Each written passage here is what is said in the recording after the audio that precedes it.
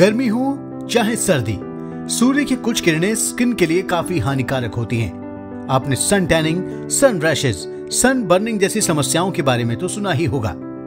इन समस्याओं से बचने के लिए आप लोग तरह तरह के ब्यूटी प्रोडक्ट्स इस्तेमाल भी करते होंगे और डर्मेटोलॉजिस्ट के पास जाकर हजारों रुपए खर्च करते होंगे। कुछ लोग तो घर से बाहर निकलते ही सूर्य के ताप से बचने के लिए अक्सर छाता खोल लेते होंगे। लेकिन आज द कर्मा सूर्य की इन्हीं खतरनाक किरणों से बचने के वो उपाय आपको बताने जा रहा है जो खुद भगवान सूर्य ने जमदग्नि ऋषि को बताए थे।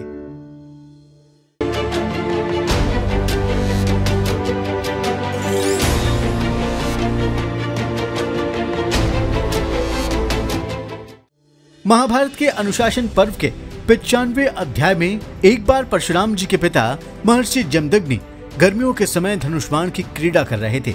एक के बाद एक वो बाण छोड़ते जाते और उनकी पत्नी रेणुका उन्हीं बाणों को इकट्ठा करती रहती थी। लेकिन जब रेणुका जी को वो सभी बाण लाने में देरी हुई तो महर्षि ने उनसे देरी की वजह पूछी।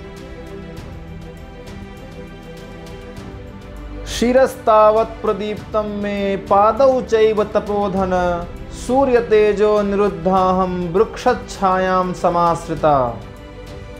इस श्लोक के जरिए रेणुका जी कहती हैं कि महर्षि, मेरा सिर तप गया, दोनों पैर जलने लगे और सूर्य के प्रचंड तेज ने मुझे आगे बढ़ने से रोक दिया। इसलिए थोड़ी देर तक वृक्ष की छाया में खड़ी होकर मैं विश्राम करने लगी और मुझे देर हो गई। इसलिए आप क्रोध ना करें। अपनी पत्नी की परेशानी जानकर महर्षि का क्रोध काफी बढ़ गया और उन्होंने सूर्यदेव को अग्नि रहित करने का फैसला किया। जमदग्नि ऋषि ने अपने धनुष की प्रत्यंचा खींची और जैसे ही बाण का रुख सूर्य की तरफ किया, तभी भगवान सूर्य एक ब्राह्मण का रूप धारण करके उनके सामने आ गए। उस वक्त सूर्यदेव ने महर्षि का गुस्सा शांत करने के लिए उन्हें काफी समझाया और अपने तेज से बचने का उपाय भी बताया। महर्षे शिरस्त्राणम छत्रम मद्रस्मि वारणम प्रतिगृहणीष्व पद्भ्याम च त्राणार्थम चर्म पादुके।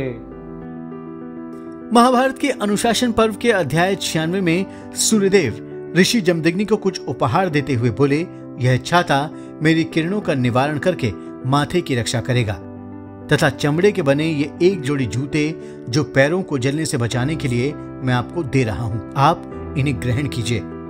इतना कहने के बाद भगवान सूर्य अंतर्ध्यान हो गए। सूर्य से उपहार मिलने के बाद ऋषि जमदग्नि का गुस्सा भी शांत हो गया। इसी के साथ ही आप लोगों को यह भी पता चल गया कि सूर्य की हानिकारक किरणों से बचने के लिए भगवान सूर्य के इन उपायों को इस्तेमाल करना ही सबसे लाभदायक होता है। अगर आपको हमारी ये खास पेशकश पसंद आई हो तो इसे लाइक और शेयर जरूर करें और हमारे चैनल को भी सब्सक्राइब करना कतई ना भूलें।